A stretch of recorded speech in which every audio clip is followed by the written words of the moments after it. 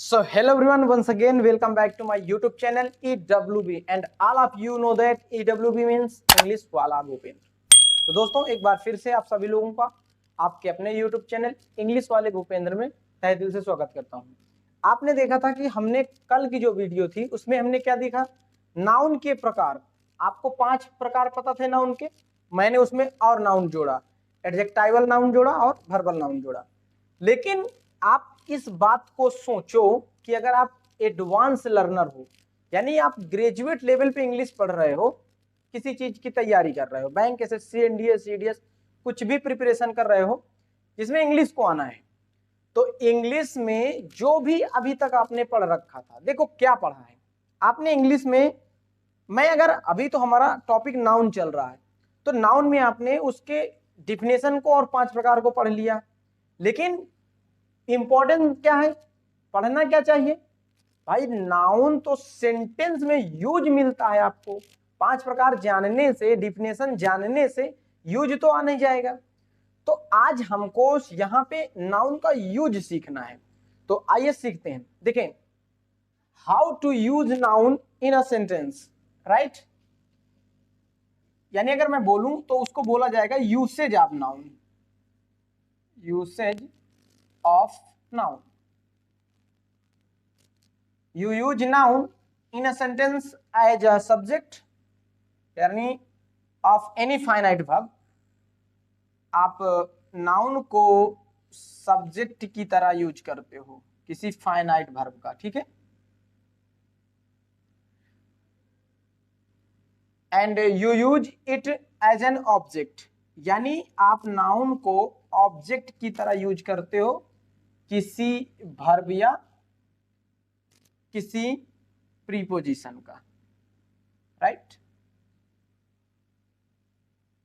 यानी आप पहले बात को समझो, नाउन के 5 प्रकार को जानना, डिफिनेशन जानना कोई बड़ी बात नहीं है। जो नाउन आपका है वो सेंटेंस में या तो सब्जेक्ट नहीं तो ऑब्जेक्ट। ऑब्जेक्ट दो चीजों का, एक प्रीपोजिशन का ऑब्जेक्ट, एक वर्ब का ऑब्जेक्ट। जैसे सब्जेक्ट की बात करता हूं, आपने देखा होगा, बहुत सारे सेंटेंस देखे होंगे कि जैसे मैं लिख दूं Ramesh is going to Agra. यहां पे अगर रमेश को देखोगे ना तो ये एक नाउन है, ये इस सेंटेंस में एक सब्जेक्ट की तरह काम कर रहा है। ऑब्जेक्ट देख लो। अब यहां पे देखो, ये आगरा एक नाउन है, लेकिन इस सेंटेंस में इस प्रीपोजिशन का ये नाउन ऑब्जेक्ट है। जैसे ये प्रीपोजिशन का ऑब्जेक्ट, वर्ब का ऑब्जेक्ट, जैसे ही रीड्स द बुक। अब यहां पे देखो, ये वर्ब है, वर्ब के बाद ये नाउन आया, तो ये नाउन इस वर्ब का ऑब्जेक्ट हो जाएगा, ठीक। यानी हमें नाउन के 5 प्रकार, उसकी डिफिनेशन तो यार कभी भी सीख सकते हो, सीखना तो है उसके यूसेज को।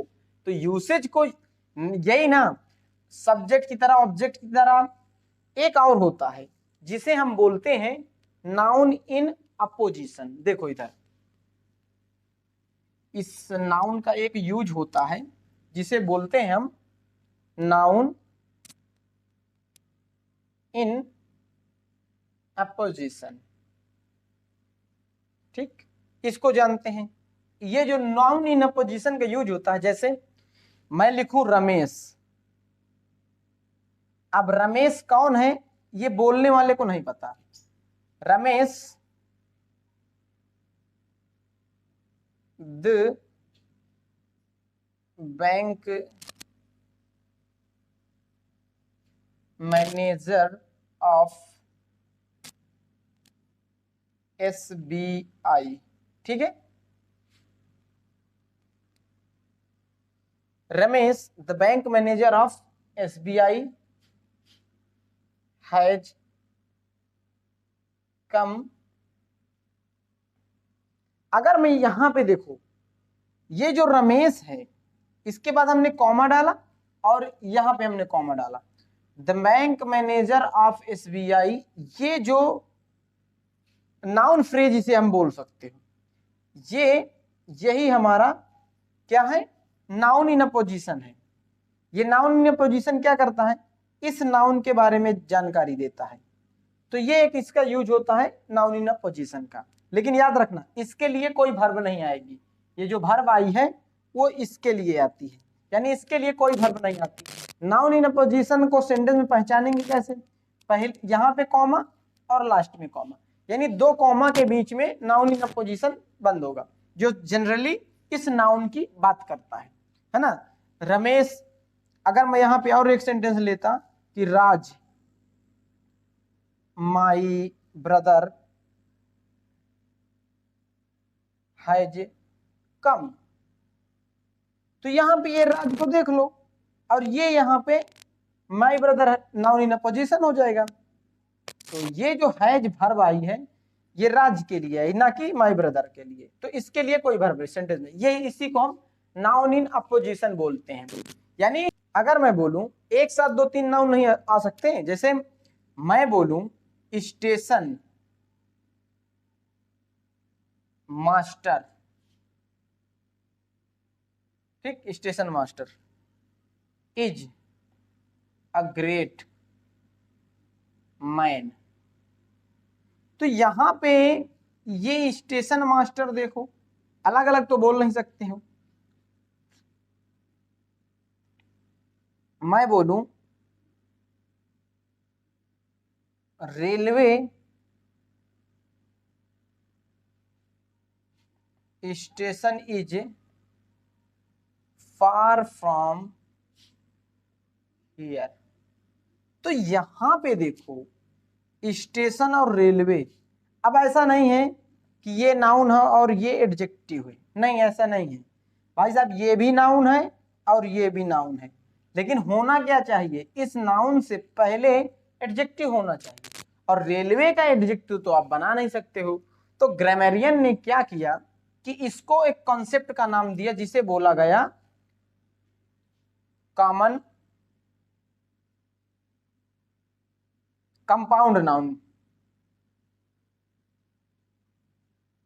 कंपाउंड नाउन, इसे क्या बोला गया, कंपाउंड नाउन बोला गया।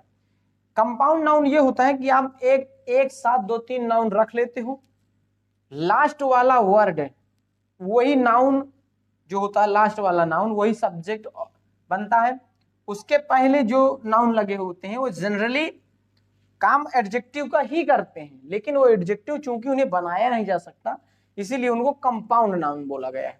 तो ये तो नाउन का सिंपल यूज हो गया, आपके वो जो 5 प्रकार के नाउन बताए गए थे। अभी तो हमको चर्चा करना है वर्बियल नाउन पे। अब वर्बियल नाउन क्या होता है, तो इसके लिए आपको पहली क्लास देखनी होगी, डिस्क्रिप्शन में आपको लिंक मिल जाएगा।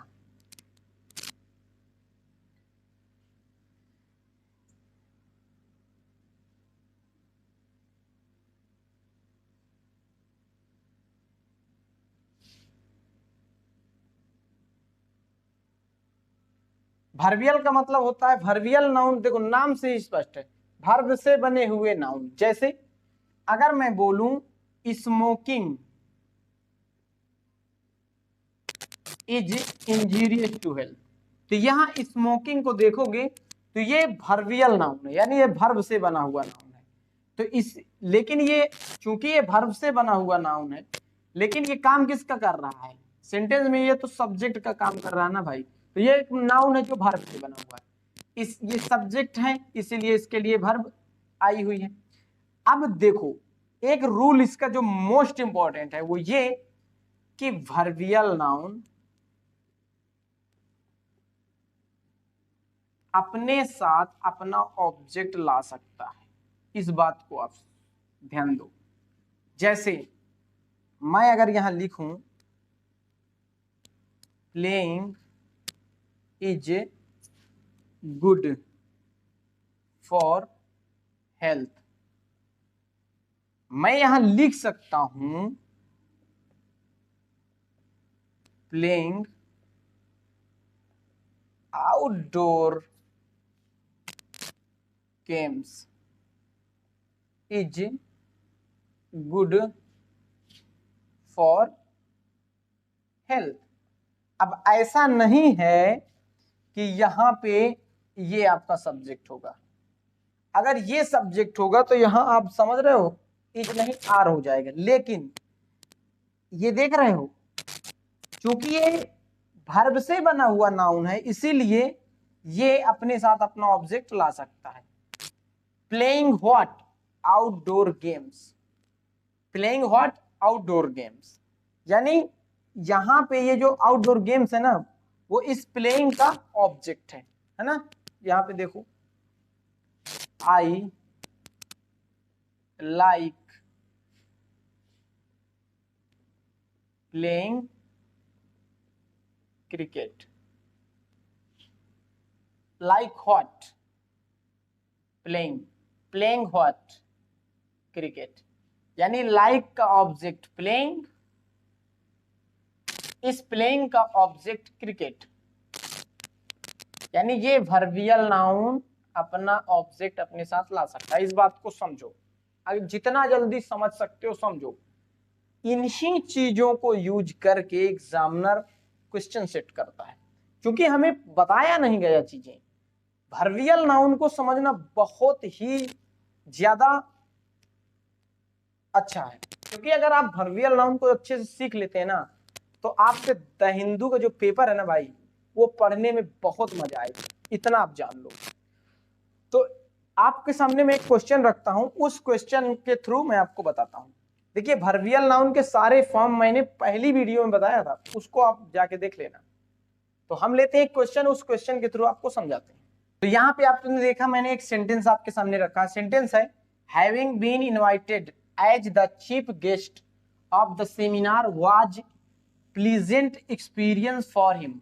अगर मैं आपसे पूछूं इस वाज का, इस वर्ब का मुझे सब्जेक्ट बताइए, इस वर्ब का मुझे सब्जेक्ट चाहिए। तो देखो हमने अभी अभी पढ़ रखा है कि जो वर्बियल नाउन होता है, जो वर्बियल नाउन होता है वो अपना ऑब्जेक्ट अपने साथ ला सकता है। इस चीज को हमने पढ़ रखा है। और हमने एक चीज पढ़ा है कि जो नाउन होता है वो सेंटेंस में या तो सब्जेक्ट बनता है नहीं तो ऑब्जेक्ट बनता है, इतना हमने पढ़ रखा है।